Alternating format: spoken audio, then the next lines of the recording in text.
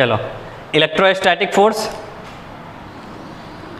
Electrostatic force, electro charge static, रुके हुए charge के बीच में जो फोर्स लगता है उसको क्या बोलते हैं हम लोग? Electrostatic force.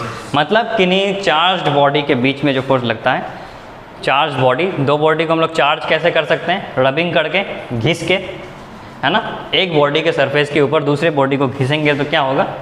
यहाँ से इलेक्ट्रॉन्स निकल के, चलो इसको डिटेल में थोड़ा समझते हैं। ये कोई एक बॉडी है, ये कोई दूसरा बॉडी है, ठीक है। किसी भी बॉडी में क्या रहता है? सेंटर जो न्यूक्लियस होता है, न्यूक्लियस पे न्यूट्रॉन और प्रोटॉन रहता है। इसके भी न्यूक्लियस में न्यूट्रॉन और प्रोटॉन होगा, जानते हो न्यूट्रॉन प्रोटॉन को? हाँ, और बाहर में इलेक्ट्रॉन्स मूव करते हैं। क्या करते हैं? इलेक्ट्रॉन्स बाहर में मूव करते हैं, चक्कर लगाते हैं। यहाँ भी लगाएंगे इलेक्ट्रॉन्स,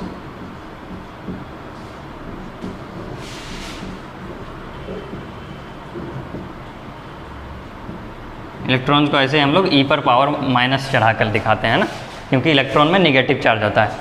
न्यूट्रॉन और प्रोटॉन सेंटर में रहते हैं, न्यूक्लियस पे रहते हैं। प्रोटॉन पॉजिटिवली चार्ज होता है।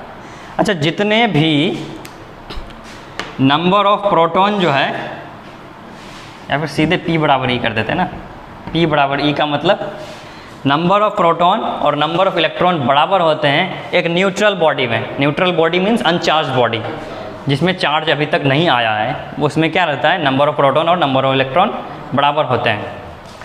मान लो ये भी बॉडी क्या है? P is equal to E ना, proton is equal to electron, ठीक है। वो भी बॉडी अनचार्ज है, ये भी बॉडी अनचार्ज है। अब उसको उठा के इसके ऊपर रगड़ रहे हैं या इसको उठा के उसके ऊपर रगड़ रहे हैं, क्या होगा? घिसेंगे तो, हाँ, जब घिसेंगे दो बॉडी को तो क्या होगा? ये जो डस्टर को किसी दूसरे डस्टर पे घिसेंगे या किसी और चीज़ पे घिसेंगे तो इस डस्टर के अंदर में, जो बीच के अंदर में जो लकड़ी है वो घिसेगी या सरफेस वाली लकड़ी घिसेगी? सरफेस वाली घिसेगी। तो दोनों बॉडी को जब घिसेंगे तो एक्सचेंज किसका होगा? इलेक्ट्रॉन का। प्रोटॉन तो न्यूक्लियस में रहेंगे ही बैठ के, प्रोटॉन तो नहीं घिसेगी। समझ आ रहा है? तो इलेक्ट्रॉन का एक्सचेंज हो रहा है। तो इलेक्ट्रॉन एक्सचेंज होने के वजह से हो सकता है, मान लिया इसमें पहले कितने इलेक्ट्रॉन थे? 15 इलेक्ट्रॉन थे, इसमें भी। अब 15 इलेक्ट्रॉन जब थे तो 15 प्रोटॉन भी होंगे। 15 प्रोटॉन क्यों होंगे? क्योंकि न्यूट्रल बॉडी में प्रोटॉन का नंबर और इलेक्ट्रॉन का नंबर बराबर होता है ना। तो 15 electron and 15 proton, 15 electron and 15 proton, दोनों में 15 इलेक्ट्रॉन्स एंड 15 प्रोटॉन्स घिस रहे हैं। तो क्या हुआ कि 4 इलेक्ट्रॉन कूद के इसमें आ गया। किसमें आ गया? 4 इलेक्ट्रॉन उसमें चले गया, तो इसमें 4 इलेक्ट्रॉन कम हो गया। 4 इलेक्ट्रॉन उधर गया तो 4 इलेक्ट्रॉन यहीं से गया है ना, इस बॉडी से गया है, तो इसमें कम हुआ कि नहीं? तो अब इसमें कितने इलेक्ट्रॉन कितने प्रोटॉन है? 11 इलेक्ट्रॉन और 15 प्रोटॉन, 19 इलेक्ट्रॉन और 15 प्रोटॉन। अब ये बताओ कि ये बॉडी अनचार्ज क्यों थी? प्रोटॉन में होता है पॉजिटिव चार्ज, अनचार्ज इसलिए थी कि प्रोटॉन और इलेक्ट्रॉन बराबर थे, है ना। जितना पॉजिटिव उतना नेगेटिव रखोगे, दोनों को सटाओगे तो क्या होगा? न्यूट्रल हो जाएगा। अगर एक तरफ नेगेटिव ज़्यादा और पॉजिटिव कम, तो ऑल ओवर दोनों को मिला देंगे तो क्या हो जाएगा? बॉडी नेट नेगेटिव चार्ज आ जाएगी उसमें, है ना। कुल मिलाकर नेगेटिव ही चार्ज होगी ना, क्योंकि ज़्यादा इलेक्ट्रॉन हो गया है, ज़्यादा इलेक्ट्रॉन हो गया ना।